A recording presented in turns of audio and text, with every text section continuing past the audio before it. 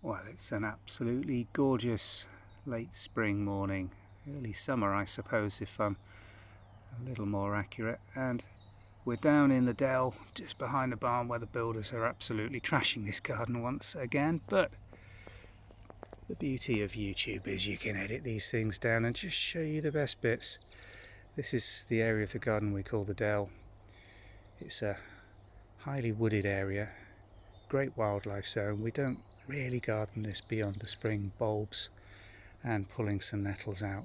Down in the corner there we've got a natural wildlife pond that we are hoping is going to be very good this year.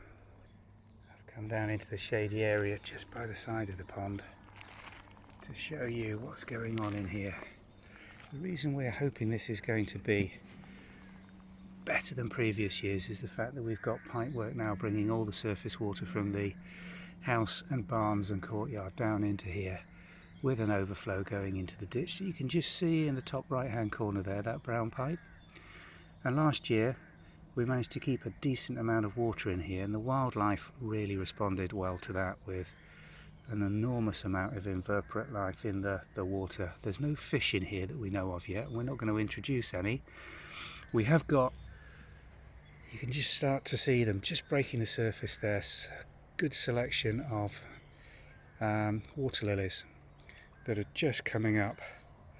And the other water we've got coming in here, as you can just see the pumps going now and discharging itself, is from our clargesta. So the water coming into this pond really has a very short cycle of use. We pump it from a bore just across the road in one of our fields. It gets cleaned and used within the house, and then cleaned by the clargesta just behind me, and then discharged into this pool. I have a few concerns about what the nitrogen level is going to be in here, but the water is crystal clear at the moment, and we're hoping the plants especially are going to do very well in here.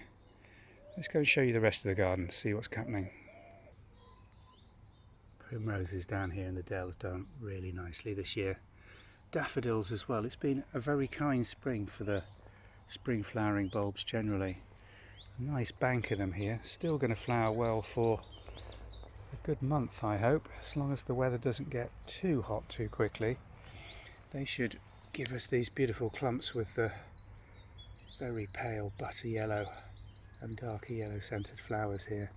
There are a few pinks and mauves, hybrids that just naturally occur in amongst them.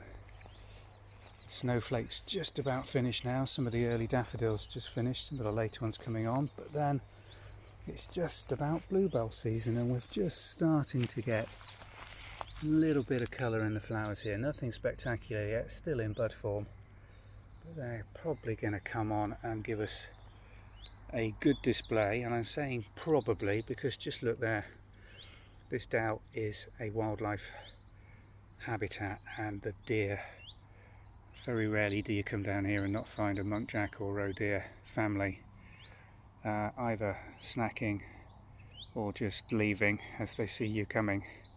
But that is a problem for us here, but one we're quite happy to have, particularly living here on the side of what is effectively a rather large nature park, the Blickling estate here in Norfolk.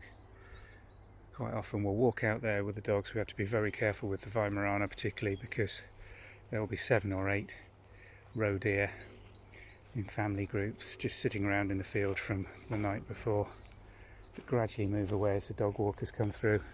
Let's take you through this gate which brings us back into the main garden.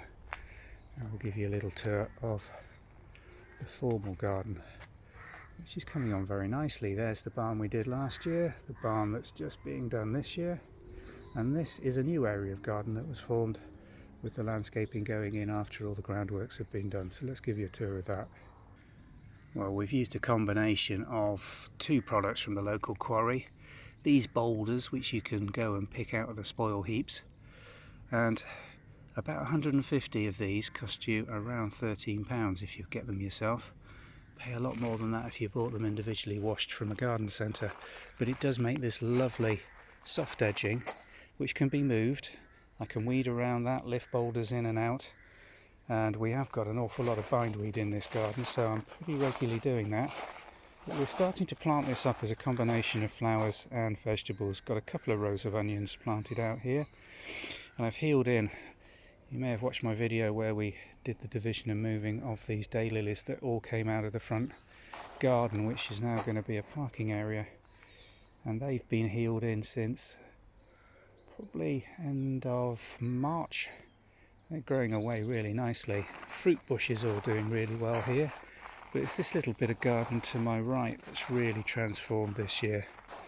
Little seating area that used to be a rather unproductive raised strawberry bed is doing very nicely. Got some pots of tulips on here, but what's really doing well at this time of year are these tulips, which have been planted here for 4 or 5 years, and we've really not appreciated them before. Now, with having the seating area where we're looking out over this piece of garden, and they're just gorgeous. More bulbs coming on. I think these are dark purple tulips. They should be really good later in the season. Just coming into bud now.